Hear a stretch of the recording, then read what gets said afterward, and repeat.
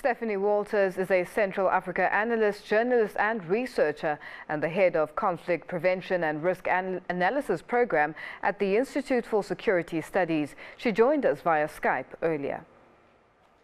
This is a crisis that has been building since the beginning of the year, really, but has gained significant momentum since we had the confirmation that Nkurunziza would be running for a third mandate in April. And since then, we've seen very widespread popular protests throughout the capital and other parts of the city. The fact that the government is now going ahead with these presidential elections is really a source of great instability. I mean, we had hoped that perhaps it would listen to reason and postpone these polls, but it is going ahead, and as you mentioned, the opposition is boycotting these. So the legitimacy of this particular process is already very seriously undermined. We have seen the opposition clinch a number of seats from the previous parliamentary elections. What are the possibilities of clinching them seats, even if they're not campaigning in this case? That isn't really an option at this stage. What we're seeing now is the presidential election, and the main opposition parties have boycotted that and are not participating in that process or fielding candidates. And what we also know is that many of the opposition groups that did not participate in the legislative elections that took place last month, in fact, would like to negotiate a reholding of those elections. They don't consider those to be legitimate either. And so there are a number of very, very big obstacles and key disagreements over the whole electoral process. What do you think is the main reason that halted the talks that were held, that were actually brought down yesterday? Well, these talks only really began, as you know, in the middle of last week when Yoweri Museveni, the newly appointed mediator for the East African community, arrived in Bujumbura and launched these talks. They've since been continued by the Ugandan Minister of Defense, Crispus Kinyonga. And one of the key issues now that that the government has raised is a new communique that was put out by a certain group of opposition parties talking about the formation of a transition council. And this, the government is saying, is something that scuppers the talks. They can no longer trust the opposition at the negotiating table, given that they have already called for the formation of this transition council. They're saying that's incompatible with the ongoing mediation. Now, that may well be a temporary obstacle, but I think what it does indicate is that there is not a lot of goodwill to use the negotiating table to find a real solution to this ongoing crisis.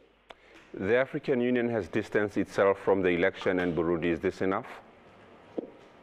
No, I think absolutely not.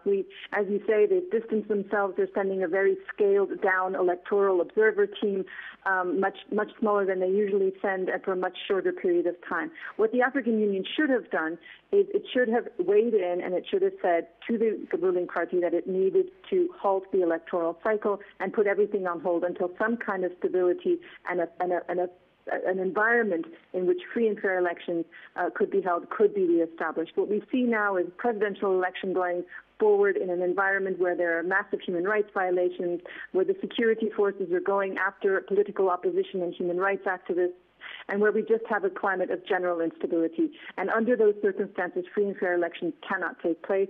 And so the African Union should have weighed in on that and should have made a very strong statement about these polls.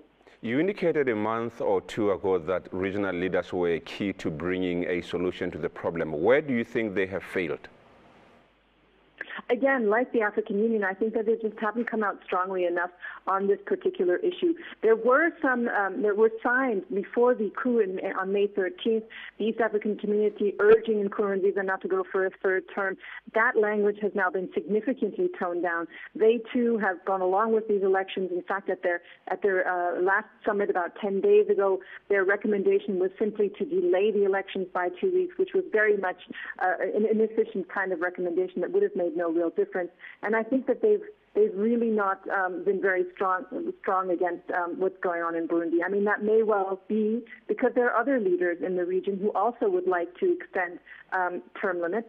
We know that in neighboring Rwanda that is the case. We know that Museveni himself has done that in his own country, and that may be the reason that they haven't come out strongly against Nkurunziza's current bid. And how serious is the problem of fleeing refugees as we speak?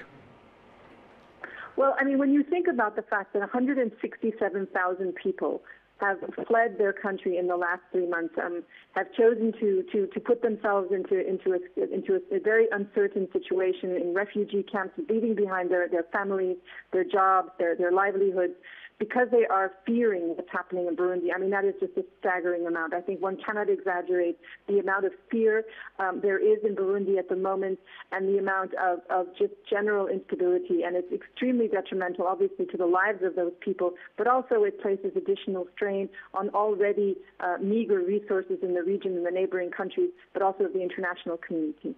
And the Great Lakes region cannot afford this situation at this time, if one looks at the history, especially with elections that do not have the opposition.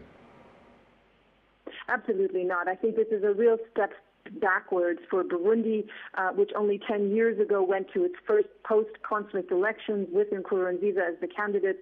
Well, that's a contested issue at this point. But yes, absolutely. For the region, this is a tremendously destabilizing situation. We don't yet know whether or not there will be a resumption of armed conflict, low level or full scale. But those are certainly risks that are growing increasingly realistic. Stephanie Walters is the head of conflict prevention and risk analysis at the Institute for Security Studies. She spoke to us ahead of Tuesday's Burundi presidential election.